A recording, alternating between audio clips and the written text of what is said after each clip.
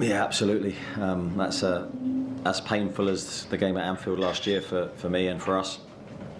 I thought we played really well today.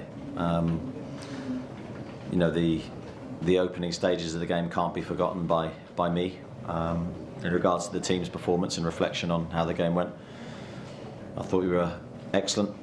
Individual performances were very strong, and I just, you know, the sending off almost harms us really in the match. Although the chances were there for us to kill the game, as you say, and I think the second goal changes everything. We didn't get it, and you know then when Núñez comes on, it's they're looking for one moment, and they didn't just get one, they got two, and they took them. Martin Hardy. Do you think Terence Trent should have been sent off before Van Dijk? At that moment, yeah, I did. I thought it was a clear second yellow card. Referee didn't agree, and we had to accept that.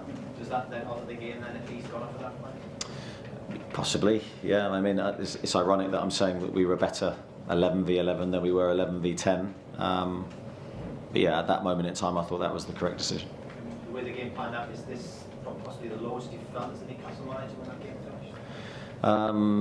Yeah, difficult to scale them, but yeah, I think whenever you lose in those circumstances very late, it's hugely painful. It's difficult to take and accept, but you have to. I mean, the deflection off Sven's back and then his heel into Núñez's path, that's not something you can describe or think is going to happen in the game. It sets up, it's a great finish, I have to say. But yeah, and then, you know, we really at that moment we should maybe accept that we're not going to win the game, but definitely don't lose it, and we make a mistake and they score again. Craig. Can you just sort of analyse the last half hour, and you felt almost like 10v10 rather than 11v10? What was your thoughts from the touchline? Yeah, I think possibly. But, you know, it had a similar feeling for me, hence why we tried to change the momentum of the match. I think, you know, Liverpool had a flurry of set plays. They were putting us under pressure in that moment, and we wanted a bit more control. But they're a very, very dangerous counter-attacking team. And you just think back to the game here last year when the roles were reversed. We had 10 men, they had 11, and we played really, really well that day and had the best chances of the game with a man less. It can happen. And when you've got players like Salah and Núñez on the pitch, you know, they're a huge transition threat, and we knew that would be the case. That's why we were desperate for the second goal to kill the match. Is there anything you would do differently? There's always things you do differently if you don't win the match, that's for sure. What was your take on the red card? Yeah, in that moment in time, it looked like Alex was going through one-on-one, but I've only seen it live, I haven't seen it again. George. Hi Eddie. Managers sort of often say it's more difficult against 10 men, and you said it can really harm you.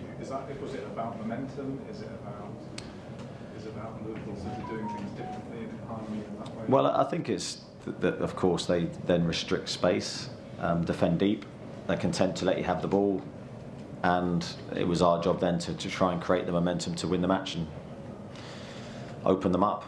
We didn't do it at will, we didn't do it regularly enough, but we still had our chances. They were still there, the moments were still there for us to kill the game, and ultimately we didn't take them, and that's why we sit here with a defeat. And can you give us an update on Sven, how he is? He Yeah, it looks like an ankle problem. I don't know how bad it is, but certainly we wish him a speedy recovery. Ian. Anthony Gordon was having one of his best games with black white shirt. You'd have to of his direct opponent. In hindsight, would you not have taken him off? In hindsight, as I said, you'd always do things differently. But and when you're in my shoes, that's the job you're in. And was it a case of like the Villa game? You made the substitutions that actually went and late. Well, yeah. I mean, we have to. I believe this season we have to trust our bench. We have to trust top quality players. I'm putting on Callum Wilson and Harvey Barnes. And Sean Longstaff, you know, Sean was outstanding, as was Callum last year. I can't fear putting them on the pitch in that situation. Top quality players, as is Harvey. So now, of course, sometimes when you make those changes, it doesn't go as you foresee. But also, the same could have happened, leaving the same players on the pitch. So that's the game. Lee at the back. And did you think the gap's closing a little bit? You are getting closer to getting results against the sort of top 4 teams now.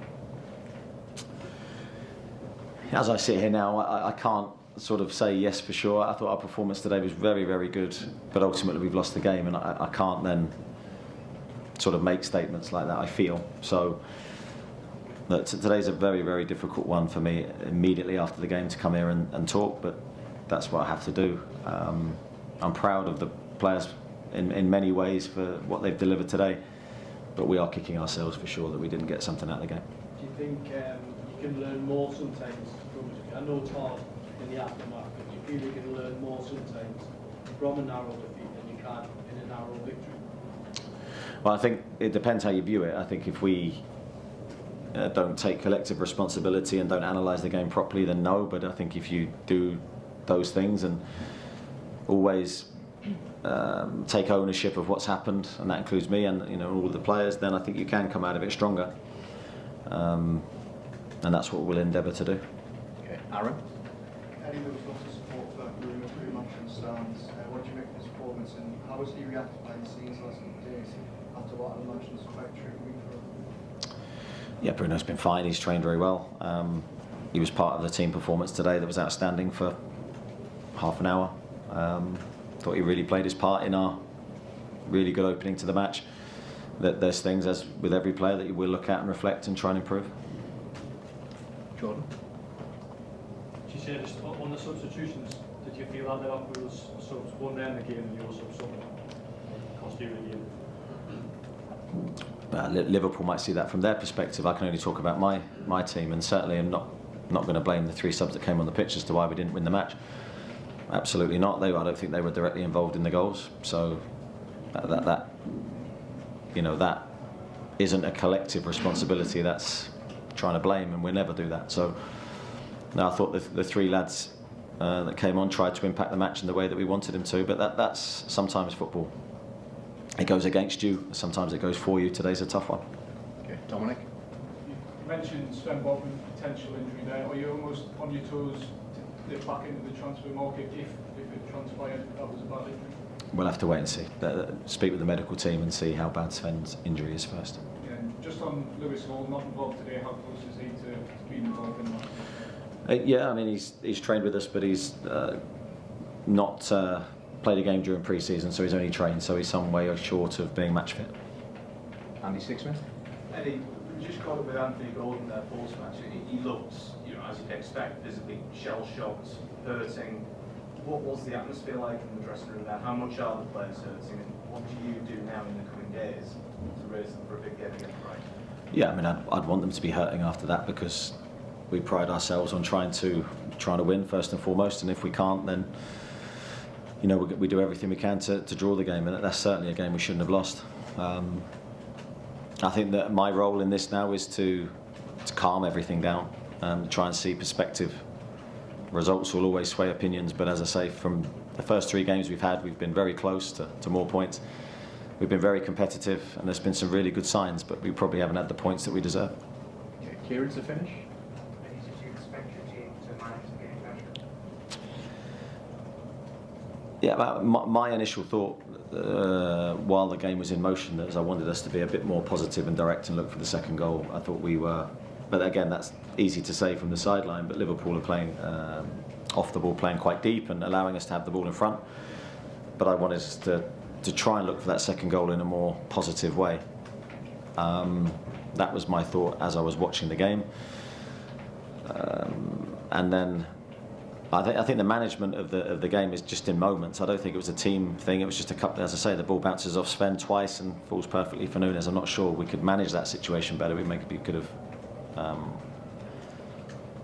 certainly managed the second goal better than the first, I thought. There were a couple of exchanges between Jurgen Klopp and Jason Taylor. Did you feel that competitive rivalry on the benches today as well? I think that's always there, regardless of the opposition. I think there's always that fight for points between everybody. Okay, thanks everybody. Thank you. Thanks. Cheers.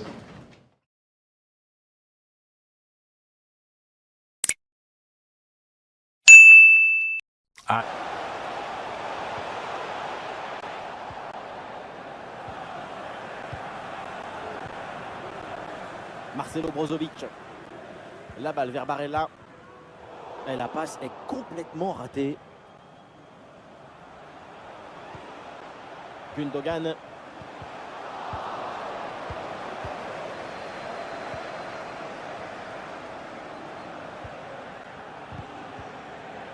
Et voilà une bonne récupération là. Et nous voilà maintenant dans la dernière demi-heure de jeu. Ouais, peut-être un bon mouvement offensif pour City. Ah, il y avait de quoi faire sur cette action, mais pas comme ça en fait.